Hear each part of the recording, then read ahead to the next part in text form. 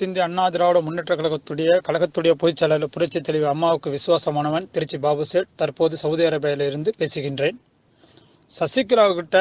சசிகலாவுடைய கட்சியோட பொதுச் செயலாளர் இருக்கக்கூடிய, சசிகலாவை ஆதரிக்கக்கூடிய அமைச்சர் பெருமக்கள், சட்டமன்ற உறுப்பினர்கள், நிர்வாகிகள், 1 லட்சத்துக்கு மேல உள்ள நிர்வாகிகளுக்கான இந்த கேள்வி தான். ஒரே ஒரு கேள்வி தான் நான் கேட்குறோம்.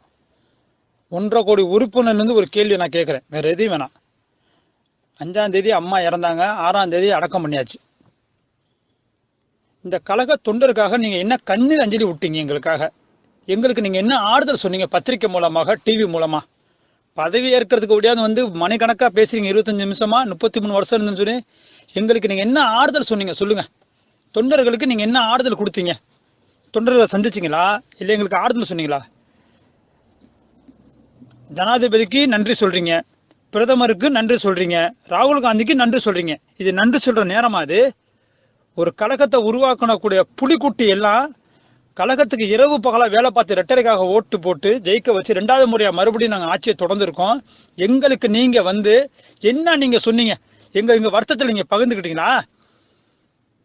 பதவி ஏற்கும் போது அழுவுறீங்க நைஸா, ஒண்ணும் தெரியாத மாதிரி. இந்த 1 லட்சம் இளைஞர்களை கேட்கறேன் நானு, இந்த 1 லட்சம் நிர்வாகிகளை பார்த்து நான் கேட்கறேன். அமைச்சர் பெருமக்களுக்கு எங்களை பார்த்து நீங்க ஆறுதல் சொன்னீங்களா? எங்களை கூப்பிட்டு பேசுனீங்களா? நீங்க நாங்க மனுஷன் இல்ல, இந்த கட்சிக்காக நாங்க உழைக்கல. அதாவது திருடும் போது ஏதாவது ஒரு தடயத்தை விட்டுட்டு போறோம், போலீஸ்காரன் சொல்லுவாங்க அடிக்கடி. சசிகலா எல்லாம் கரெக்டா பண்ணீங்க, நீங்க கடைசி தொண்டனை விட்டுட்டீங்க பாத்தீங்களா? அதுதான் உங்களுக்கு எதிராக இன்னைக்கு நாங்க கிளம்பி இருக்கோம். உங்களோட தோல்விதான் எங்களோட சந்தோஷம். எங்களுக்கு நீங்க என்னைக்கு தோல்ந்து வீழ்றீங்களோ அன்னைக்கு நாங்க சந்தோஷம். அன்னைக்குதான் நாங்க பட்டாசு வெடிச்சு இனிப்பு கொண்டாடுவோம். அம்மா செத்து போய் 30 நாள் ஆகல, நாங்கெல்லாம் கண்ணீர் விட்டு அழுதுகிட்டு இருக்கோம் ரோட்ல உட்காந்து. அந்த கடைசி அந்த முகத்தை கூட எங்களை பார்க்க விடல. நீங்க என்னன்னா இனிப்பு கொடுத்துக்கிட்டு இருக்கீங்க, இனிப்பு.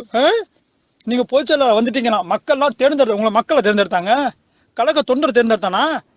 பதவிக்கு வரக்கூடியவங்களும் பதவியில இருக்கக்கூடியவங்களும் தன்னை பதவியை காப்பாற்றுறதுக்காக உங்களை புகழ்ந்துட்டு இருக்காங்க.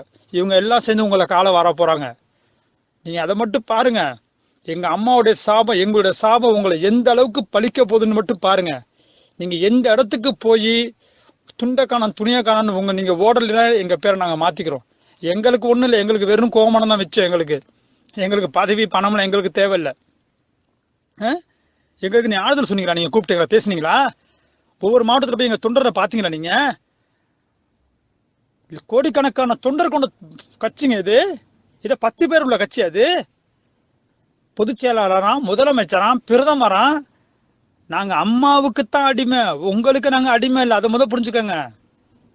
உங்களுக்கு நாங்க அடிமையா இருப்போம், நீங்க தப்பு கணக்கு போட்டீங்க. அதுதான் சொல்றேன். எவ்வளவுதான் நீங்க புத்திசாலியா இருந்தாலும் ஒரு இடத்துல சரிக்கிட்டீங்க பாத்தீங்களா? இன்னைக்கு பாருங்க, இன்னைக்கு பொதுமக்கள்கிட்ட நீங்க ஒரு குற்றவாளியா நிக்கிறீங்க. இதோட எஃபெக்ட் ஓட்டு போடும் போது தெரியும். இது வரைக்கும் நாங்க ரெட்டலை தவிர வேற எந்த கட்சிக்கும் ஓட்டு போட்டதுல ஓட்டு போடவும் மாட்டோம். ஆனா உங்களுக்கு நாங்க ஓட்டு போட மாட்டோம். உங்க தலைமை நான் ஏற்க மாட்டோம். கடைசியா அந்த முகத்தை ஒரு ட்ரிப் எங்கள்கிட்ட காட்டிருக்கலாம். நீங்க கடைசியா ஒரே ஒரு ட்ரிப் அந்த முகத்தை கிட்ட பேச விட்டுருக்கலாமே.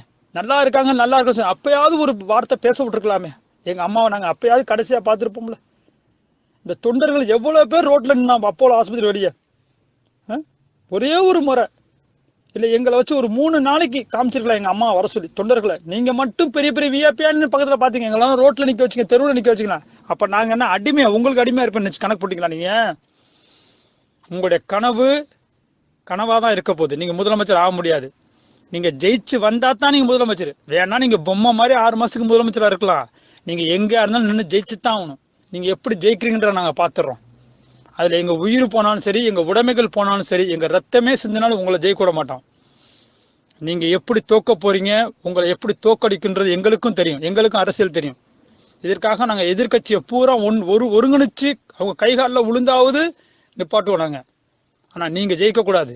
உங்களை முதலமைச்சர் நாங்க ஏற்க விட்டுட்டோம்னா நாங்க வேட்டி கட்டின ஆம்பளை கிடையாது. மீசைக்கு எங்களுக்கு மீசை வைக்கிற நாங்க ஆம்பளை எல்லாம் போயிடுவோம். இது சபதம். உங்களுக்கு ஒவ்வொரு தொண்டனும் சபதம் ஏற்கணும். அமைச்சர் பெருமக்களுக்கு நான் சொல்றேன், இப்பயும் சொல்றேன், உங்களுக்கு நீங்க பழைய ஆளுங்க, உங்க மேல மதிப்பு மரியாதை வச்சிருக்கோம்.